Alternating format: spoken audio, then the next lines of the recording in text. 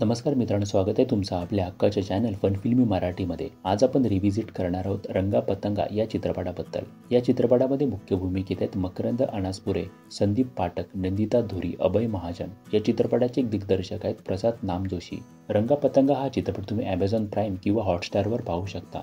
तर पहिलं बोलूया स्टोरीबद्दल।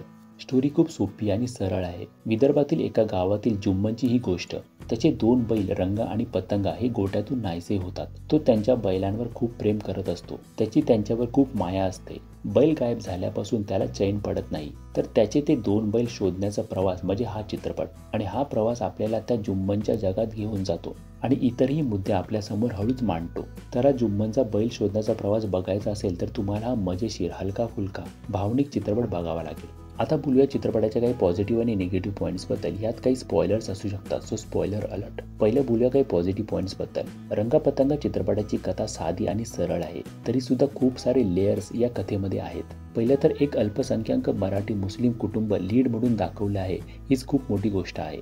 कारण रिप्रेझेंटेशन सुद्धा महत्त्वाचं आहे। त्यात उत्तम कथा आणि उत्तम स्क्रीनप्लेची साथ आहेच। गावाकडची लोक त्यांचं त्यांच्या प्राण्यांवर किती प्रेम असतं, त्यांच्याशिवाय त्यांचं जग अपुरं असतं याची जाणीव आपल्याला हा चित्रपट बघताना होते। त्यात जुम्मनसोबत पोपट म्हणजे संदीप पाठकची जी साथ मिळाली आहे, त्यांची जोडी, बैल शोधण्याचा प्रवास आणि त्या युक्त्या कमाल होत्या। त्यात मध्ये मध्ये ह्युमर सुद्धा दडला आहे। त्यानंतर चित्रपटात कसे राजकारण येतं आणि बातमीपत्रवाले कसे एखाद्या स्टोरीसाठी काहीही फेरफार करू शकतात, कितीही मॅनिप्युलेशन करू शकतात, याचं चित्र सुद्धा आपल्याला इथे बघायला मिळतं। चित्रपटाचे संवाद सुद्धा खूप सुंदर आहेत। जसं की लक्ष्मण रेषा का ओलांडली जात नाही, कारण रावण सीतेला पळवून नेईल का याची भीती वाटते का, असे खूप सारे संवाद काळजाचा ठाव घेतात। खूप सारे सीन्स मस्त जमून आलेले आहेत। तो बैलांना शोधण्यासाठी गाय बनणे, ते पाटलाकडे जाऊन विनवणी करणे, मग पोपटचे अभय महाजन म्हणजे पत्रकारासोबत जीपमध्ये बसून संवाद साधणे, ते खूप मजेशीर होतं। शेवटी जुम्मनला ट्रकमध्ये रंगा पतंगा दिसतात त्यावेळी त्याच्या चेहऱ्यावरचे हावभाव सगळं काही सांगून जातात। अभिनयाबद्दल बोलायचं तर मकरंद अनासपुरे यांनी कमाल काम केलं आहे। त्यांनी खूप कमी वेळा गंभीर भूमिका निभावल्या आहेत, पण ह्यावेळी त्यांची भूमिका नक्की आपल्या लक्षात राहते।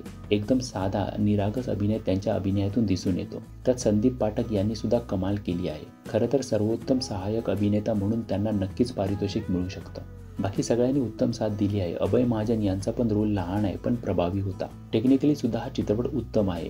सिनेमॅटोग्राफी, आर्ट डिरेक्शन आणि कलर स्कीम उत्तम झाला आहे। आता बोलूया काही निगेटिव्ह पॉईंट्सबद्दल। एकच निगेटिव्ह पॉईंट मला वाटतो तो म्हणजे खूप सारे योगायोग दाखवण्याचा प्रयत्न इथे केला आहे। माहीत आहे हॅप्पी एंडिंग दाखवायची आहे, पण जुम्मनलाच तो ट्रक मिळणे, त्यानंतर बरोबर पत्रकार तिथे येणे, इतकंच नाही तर त्याआधी एक वेगळा ट्रक पोलीस पकडतात, बरोबर तिकडे सुद्धा पत्रकार येतात, हे योगायोग जरा जास्तच वाटतात। बाकी असं काही निगेटिव्ह या चित्रपटात काहीच नाही। पूर्ण चित्रपट मानवी भाव टिपतो आणि सगळ्यांनी हा चित्रपट नक्की बघण्यासारखा आहे। तर हा होता रिव्ह्यू रंगा पतंगा या चित्रपटाचा। हा एक मस्ट वॉच चित्रपट आहे। तर या भागात इतकंच, भेटू पुढच्या भागात। तोपर्यंत चॅनलवरचे अन्य व्हिडिओज नक्की बघा। चॅनलला सबस्क्राईब केलं नसेल तर सबस्क्राईब जरूर करा। थँक्यू।